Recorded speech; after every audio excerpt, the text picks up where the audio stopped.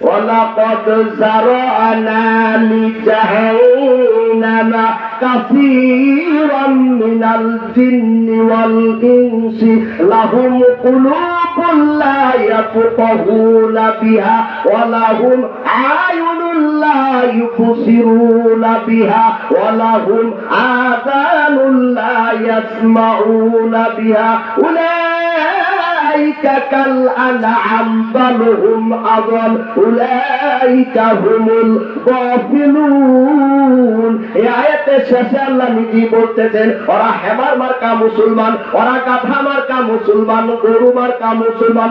আল্লাহ বলেন গাধাদের সম্পদা বহন করা ছাড়া ভালো মন্দ বুঝে না, ওরা কোনটা ভালো কোনটা মন্দ বুঝে না। ওরা হেমার মার্কা মুসলমান, গাধা মার্কা মুসলমান, গরু মার্কা মুসলমান। আল্লাহ বলেন তাও নয় রে, ওরা হলো উলাইকা কাল আনআম বাল হুম আদল, ওরা হলো চার পায়া জানোয়ারের চাইতেও খারাপ। ঠিক না বেটি? আমি তো বানাইছিলাম গরু, আল্লাহ বুঝতেছেন না ওরা চার পায়া পশুর চাইতেও খারাপ। কি ভাষা বুঝতেছেন? 1 ঘন্টার সময় ঘড়ির কাঁটা নির্গতিতে চলছে। তাহলে দুনিয়ার সবকিছুর মায়া ছেড়ে আমাদেরকে কাকে ভালোবাসতে হবে? রাসূলকে। জোরে বলেন কাকে? সাহাবী কেরাম তারা তাদের বুকের তাজা রক্ত ঢেলে দিয়েছে রাসূলের জন্য। তারা দুনিয়ার সবকিছুর মায়া ভুলে গিয়ে রাসূলকে ভালোবেসেছেন। কথা বলেন ঠিক না বেটি? বদরের বড় ময়দানে মুসলমান সৈনিকেরা হলো মাত্র 313 জন, কাফের বেঈমানেরা 1000। কথা বলেন বদর যুদ্ধের ময়দানে মুসলমানেরা কতগুলো আর কাফেররা? সাহাবী আব্দুর রহমান ইবনে আউফ বলেন, কিতাবুল মাগাজি বুখারী খুললি পাবেন, আর রাহিকুল মাকতুম একটা কিতাব আছে খুললি পাবেন। সাহাবী আব্দুর রহমান ইবনে আউফ বলেন, আমরা বদরের যুদ্ধের ময়দানে দাঁড়িয়ে আছি, বিশ্বনবী আমাদেরকে যুদ্ধের প্রশিক্ষণ দিতেছিলেন। এমন সময় তাকায়া দেখলাম 2 জন বালক বদরের ময়দানে ঢুকতেছে। বড় ভাইয়ের নাম হলো মাদ আর ছোট ভাইয়ের নাম হলো মুআব্বাদ। বড় ভাইয়ের বয়স হলো 13 আর ছোট ভাইয়ের বয়স হলো 12। জোরে বলে বড় ভাইয়ের বয়স কত বললাম? আর ছোট ভাইয়ের বয়স? ওরা ময়দানে ঢুকে কি জানি খুঁজতেছে, তালাশ করতেছে, অনুসন্ধান করতেছে। সাহাবী আব্দুর রহমান ইবনে আউফ ডেকে বলেন, বাবা তোরা কার মার সন্তান? মার কুলে দ্রুত চলে যা, ওই যে আবু জেহেলের সৈন্যরা ঢুকতেছে, তোদের দেখলি মেরে ফেলে দিবে। মায়েরা বোনেরা কান লাগান। ওরা দুটি ভাই কয়, চাচা এই চাচা আমরা দুটি ভাই গত রাত্রিতে মার হাতে হাত থেকে ওয়াদা দিয়ে এসেছি, বিশ্বনবীর শত্রু ইসলামের দুশমন আবু জেহেলকে হত্যা না করা পর্যন্ত আমরা দুটি ভাই মার কুলে ফিরে যাব না। জোরে বলেন মারহাবা। কিন্তু চাচা আবু জেহেলকে কোনোদিন দেখি নাই, ওর চেহারাটা জানাও নাই, কিভাবে হত্যা করব? আপনি যদি আপনার শত্রুকে হত্যা করতে চান চেহারাটা অবশ্যই জানা থাকা লাগবে। কথা বলেন ঠিক না বেটি? তাই বলতেছি আবু জেহেলকে আমরা চিনি না, কোনোদিন দেখিনি, একটু দেখা দাও না। এই যুবকেরা, আবু জেহেল সুন্দর সুঠাম দেহের উঁচা লম্বা লোক ছিল। ওর সৈন্যরা ঘোড়ার উপর বসিয়ে ওকে পাহারা দিয়ে ময়দানের দিকে নিয়ে যাচ্ছিল। ওদের 2 ভাইকে দেখিয়ে দেওয়া হলো, ওই যে তাকায়া দেখো আবু জেহেল ঘোড়ায় বসে ময়দানে ঢুকতেছে। ওরা 2 ভাই সেদিন আবু জেহেলকে এক নজর দেখা মাত্র আল্লাহু আকবারের ধ্বনি দিতে দিতে আবু জেহেলের ঘোড়ার সামনে পথরূপ করে দাঁড়িয়ে গেল। ভাষা বুঝতেছেন? ভাষা বোঝা যাচ্ছে? একটু পরীক্ষা করি ভাষা বুঝেন কিনা।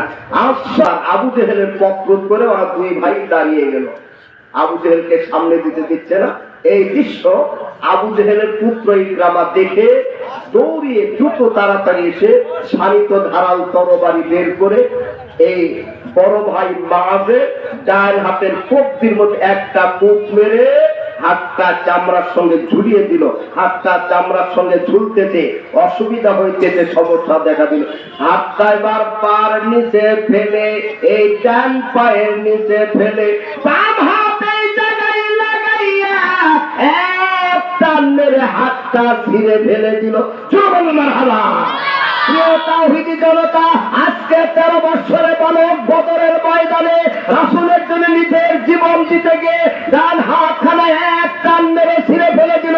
আমি সত্য মানুষ হিসেবে বলতে চাই, এই 95% মুসলমানের দেশে সেই রাসূলের চরিত্রের বিরুদ্ধে কেউ কিছু বললে আমরা তাকে সাথ দেব না। রাজি আছেন কিনা? দেখবেন গরু যখন জবাই করে এই জায়গাটা কিছু সময় লাভ পারে, ঠিক না ভাই? হাত যখন টেনে ছিঁড়ে ফেলে দিল এই জায়গার বস্তুটা লাভ পাচ্ছে, রক্তগুলি টস করে জমিনে পড়তেছে। এই দৃশ্য আবু জেহেলের পুত্র যে তরবারি মেরে আঘাত দিয়েছে সেই তাকায় দেখতে তার ভাবটাতে, আহা, একটা 13 বছরের বালক হয়ে মুহাম্মদের জন্য জীবন দিতে এসেছে, এটা বুঝতে পেরে বলতেছে। আবু জেহেলের সৈন্যরা এক নজর তাকায়া দেখ, আবু জেহেলের পুত্র ইকরামা এক নজর তাকায়া দেখ, কাফের বেঈমানের বাচ্চারা তাকায়া দেখ, আমরা নিজের জীবনের চাইতে বিশ্বনবী কি কত না ভালোবাসি। জোর মারহাবা। একটু জবান খুলেন, পরে আটকানা ছিঁড়ে ফেলে দেওয়ার পরে এই জায়গার গুস্তটা লাভ পারতেছে, বাম হাতে তরবার উঁচু করে ধরলো। এমন সময় ছোট ভাই মুআব্বাদ 12 বছরের বালক দৌড়িয়েছে আবু জেহেলের ঘোড়ার পায়ে আঘাত করে বসলো। আবু জেহেল ঘোড়া থেকে জমিনে পড়ে ছটফট করতে লাগলো। ওরা তো কি ভাই, আল্লাহু আকবার ধরে দিতে দিতে আবু জেহেলের বুকের উপর বসে গেল। অসুবিধা হচ্ছে? চলবে কিছু সময়। আবু জেহেল বলতেছে, বাবা তোরা কার মার সন্তান রে? মার কুলে তারা চলে যা, তাড়াতাড়ি কর। ওই যে আমার সৈন্যরা দাঁড়িয়ে আছে, আমি নেতা হুকুম করলে তোদের 2 ভাইকে জবাই করবে। তোদের মা এই জমিনে চিরদিনের মতো ইতিম হয়ে কেঁদে কেঁদে বেড়াবে। ওরা 2 ভাই সেদিন বলতেছে, আবু জেহেল গত রাত্রিতে আমরা 2 ভাই মার সঙ্গে এক বিছানায় ঘুমাইতে গেলাম। আমরা বাবা হারাই 3, এই দুনিয়াতে আমাদের বাবা নেই।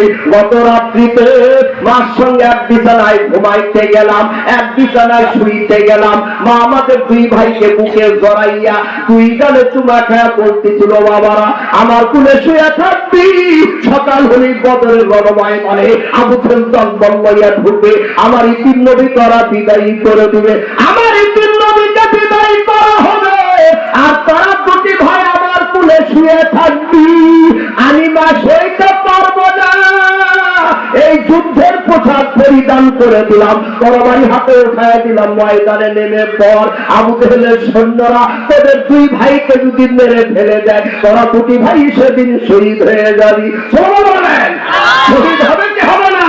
শহীদ ব্যক্তির শরীরের 1 ফোঁটা রক্ত জমিনে পতিত হওয়ার পূর্বে আল্লাহ তার জীবনের সমস্ত গুনাহ ক্ষমা করে দেন। শহীদ ব্যক্তির মাথায় নূরের তাজ পরিয়ে দেওয়া হবে, অসংখ্য হুর তাকে দান করা হবে। শহীদ ব্যক্তির কবর হিসাব হবে না, হাসের মাঠে ঝামেলা হবে না।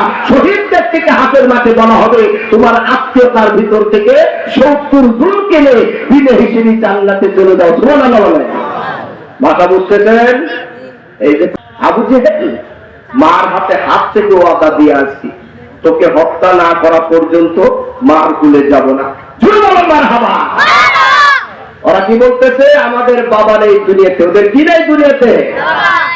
আবু জেহেল দেখলো এদের সঙ্গে পারা যাবে না, এদের আপনারা আমার কল্লা কাটবে। মায়েরা বোনেরা কান লাগাও। আবু জেহেল মার হাতে হাত থেকে ওয়াদা দিয়ে আসছি।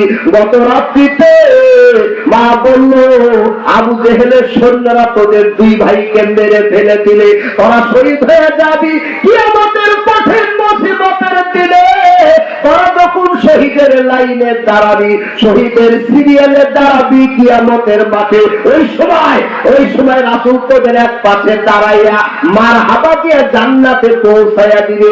ওই সময় আমি মা তোদের 2 ভাইয়ের কাছে কিছুই চাই না, আমার একটাই চাওয়া, আমার একটাই পাওয়া, তোরা 2 ভাই আমি মাকে রাসূলের কাছে মা বলে পরিচয় করায়া দিবি। জোরে বলো মারহাবা।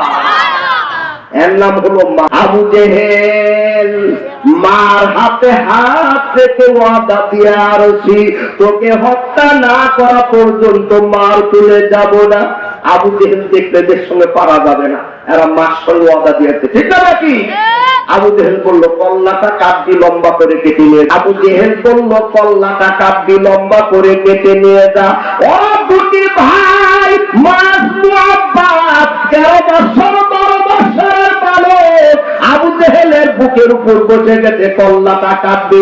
এমন সময় রাসূলের জলিল কদর সম্মানিত সাহাবী এবার দৌড়ে এসে শানিত ধারাল তরবারি বের করে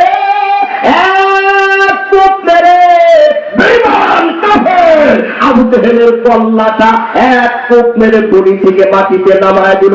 ওরা দুটি ভাই আবু জেহেলের মাথার চুল ধরে মাথাটা ছুড়িয়ে দেয়, নামায় তাকবীর, আল্লাহু আকবার ধ্বনি দিতে দিতে বিশ্ব নবীর সামনে হাজির হয়ে গেল।